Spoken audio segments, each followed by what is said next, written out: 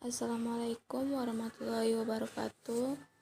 Saya Siti Khairia, NIM 12180221645.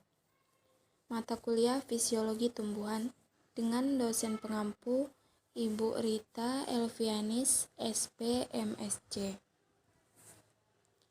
Di sini saya akan menjelaskan tentang yang pertama ada pengertian unsur hara, yang kedua klasifikasi unsur hara, yang ketiga fungsi unsur hara, yang keempat penyerapan unsur hara, dan yang kelima ada faktor penyerapan unsur hara. Masuk dalam pengertian unsur hara. Unsur hara adalah unsur kimia tertentu yang dibutuhkan tanaman dalam memenuhi keperluan fisiologisnya. Unsur hara dibagi menjadi dua, yaitu unsur hara esensial dan unsur hara non-esensial. Unsur hara esensial adalah unsur hara yang sangat diperlukan bagi tanaman dan fungsinya dalam tanaman tidak dapat digantikan oleh unsur lain. Unsur hara non-esensial adalah unsur hara yang berperan kecil bagi tumbuhan. Selanjutnya ada klasifikasi unsur hara. Klasifikasi unsur hara dapat dibagi menjadi dua, yaitu unsur hara makro dan unsur hara mikro. Unsur hara makro adalah unsur hara yang dibutuhkan oleh tanaman dalam jumlah besar. Contohnya ada N, P, K, Ca, Mg, dan S. Unsur hara mikro sendiri adalah unsur hara yang dibutuhkan tanaman dalam jumlah kecil atau sedikit. Contohnya Fe, B, Mn, Mo, Zn, Cu, dan Cl. Yang ketiga ada fungsi unsur hara. Fungsi unsur hara antara lain yaitu merangsang pertumbuhan vegetatif tanaman secara keseluruhan, berperan dalam pembentukan zat hijau, dan berperan dalam pembentukan lemak, protein, dan senyawa lainnya. Kita masuk dalam unsur hara makro yaitu nitrogen. Nitrogen dalam tanah berasal dari bahan organik, pengikatan oleh mikroorganisme dari nitrogen udara, pupuk, dan air hujan. Fungsi dari nitrogen yaitu berperan dalam pembentukan sel tanaman, jaringan, dan organ tanaman, memperbaiki pertumbuhan vegetatif, dan sebagai bahan sintesis klorofil, protein, dan asam amino. Gejala kelebihan dari nitrogen yaitu warna daun terlalu hijau, terjadi sukulen pada masa vegetatif, pertumbuhan vegetatif yang berlebihan. Gejala kekurangannya, pertumbuhan tanaman lambat, kerdil, dan lemah, daun menjadi kuning atau klorosis, dan akumulasi antosianin. Selanjutnya ada fosfor. Fosfor dalam tanah berasal dari bahan organik atau pupuk kandang dan sisa tanaman. Yang kedua pupuk buatan atau TSP dan SP36. Kemudian mineral dalam tanah. Fungsi dari fosfor yaitu pembelahan sel, pembentukan albumin, pembentukan bunga, buah, dan biji, dan memperbaiki kualitas tanaman. Gejala kekurangan dari fosfor yaitu fase pertumbuhan tanaman lambat, kerdil, dan lambat. Daun menjadi ungu atau coklat mulai dari ujung daun. Dan jika tanaman berbuah, buahnya akan kecil, mutunya jelek, dan cepat masak. Gejala kelebihannya sendiri yaitu membuat pertumbuhan akar menjadi melebihi pertumbuhan tajuk. Yang ketiga ada kalium. Fungsi dari kalium adalah pembentukan pati, mengaktifkan enzim, pembukaan stomata, mempertinggi daya tahan terhadap kekeringan dan penyakit. Gejala kelebihannya mempengaruhi pengambilan nitrogen. Gejala kekurangannya yaitu daun mengerut dan kering, dan pada daun akan timbul bercak merah kecoklatan, lalu pada daun akan mengering dan mati. Kemudian ada kalsium. Fungsi dari kalsium ini menjaga kestabilan integritas membran, menyusun lamela tengah, terlibat dalam proses pembelahan sel. Gejala kelebihannya mempengaruhi pH tanah dan mencegah perkecambahan benih dan menurunkan laju pertumbuhan. Gejala kekurangan dari kalsium ini yaitu tepi daun muda akan berubah menjadi kuning karena klorosis dan kuncup-kuncup muda yang telah tumbuh akan mati.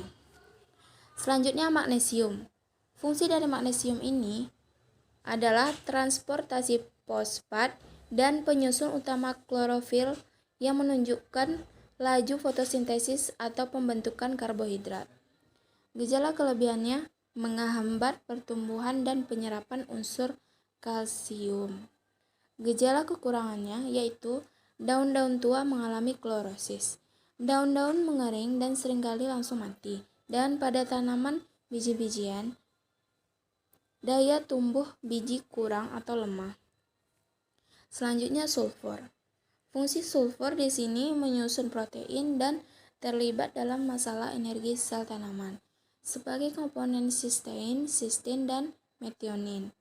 Gejala kelebihannya menyebabkan daun-daun berguguran sebelum waktunya dan dapat menurunkan hasil panen yang disertai dengan peningkatan serapan Cu, Mn, dan Fe oleh tanaman. Gejala kekurangan dari sulfur yaitu menyebabkan daun muda dan daun tua mengalami klorosis atau seluruh daun dan berkas pembuluh, dan pertumbuhan kerdil, lambat, kurus, dan berbatang pendek. Selanjutnya masuk ke dalam unsur hara mikro. Yang pertama ada klor atau Cl diserap dalam bentuk ion Cl. Fungsinya sebagai aktivator enzim-enzim yang menguraikan air dalam proses fotosintesis dan pengaturan tekanan osmotik tanaman. Gejala defisiensinya, klorin menunjukkan pertumbuhan menurun, ujung daun layu, klorisis, akar pendek tebal, dan membengkak ujungnya menjadi kurang produktif. Yang kedua ada besi atau Fe. Diserap dalam bentuk ion Fe2+ dan Fe3+. Fungsinya sebagai proses pernapasan tanaman dan pembentukan zat hijau daun atau klorofil. Gejala defisiensi pada tulang daun terjadi klorosis, daun menguning atau nekrosa, dan daun muda tampak putih karena kurang klorofil. Yang ketiga ada Zn atau Zn. Diserap dalam bentuk ion Zn2+. Fungsinya berperan dalam aktivator enzim, pembentukan klorofil, dan membantu proses fotosintesis dan karbon anhidrase. Gejala defisiensinya pertumbuhan lambat, jarak antar buku pendek, daun kerdil, mengkerut atau menggulung di satu sisi lalu disusul dengan kerontokan. Yang keempat ada molybdenum atau Mo. Diserap dalam bentuk ion MO4+. Fungsinya mengaktifkan enzim nitrogenase, nitrat reduktase, dan santineoksidase dan membantu mengikat nitrogen dari udara bebas. Gejala defisiensinya, pertumbuhan tanaman terhambat dan ditunjukkan dengan munculnya klorosis di daun tua, kemudian menjalar di daun muda. Yang kelima ada tembaga atau Cu. Diserap dalam bentuk ion Cu2+. Fungsinya ini sebagai penyusun beberapa enzim, di antaranya enzim sitokrom, oksidase, dan plastosiasin untuk membantu kelancaran proses fotosintesis, membentuk klorofil, dan berperan dalam fungsi reproduksi. Gejala defisiensinya, pertumbuhan tanaman menjadi terhambat, terutama pada pohon jeruk kering, mati pucuknya, dan terdapat pada tanaman sayur. Yang keenam ada mangan atau Mn. Diserap dalam bentuk ion Mn2+. Fungsinya ini dibutuhkan dalam proses fotosintesis, pembentukan protein dan enzim atau respirasi dan sintesis protein, dan transfer elektron saat fotosintesis 2. Gejalanya, pertumbuhan tanaman lambat, tanaman menjadi kerdil, daun berwarna merah kekuningan, dan jaringan daun di beberapa tempat akan mati. Yang ketujuh ada boron atau B, diserap dalam ion H2SPOS. Fungsinya untuk membentuk senyawa kompleks dengan manitol, manan, asam polomanurorat, dan konstituen lain dalam dinding sel. Terlibat dalam pemanjangan sel metabolisme asam nukleat. Gejala defisiensinya, pembelahan sel pucuk dan daun muda terhambat. Gejala klorosis dari tepi daun. Daun menjadi layu, kering, dan mati. Pada jagung menyebabkan tongkol tidak berbiji. Yang kedelapan ada nikel atau Ni. Fungsi dari nikel ini, bagian enzim eurase yang mengkatalis reaksi hidrolisis urea menjadi CO2 dan NH4. Gejala defisiensinya, nikel menurunkan aktivitas eurase mengganggu asimilasi nitrogen dan penurunan pertumbuhan. Selanjutnya masuk dalam faktor penyerapan unsur hara. Faktor penyerapan unsur hara terbagi menjadi dua. Yang pertama ada faktor eksternal dan yang kedua ada faktor internal. Faktor eksternal ini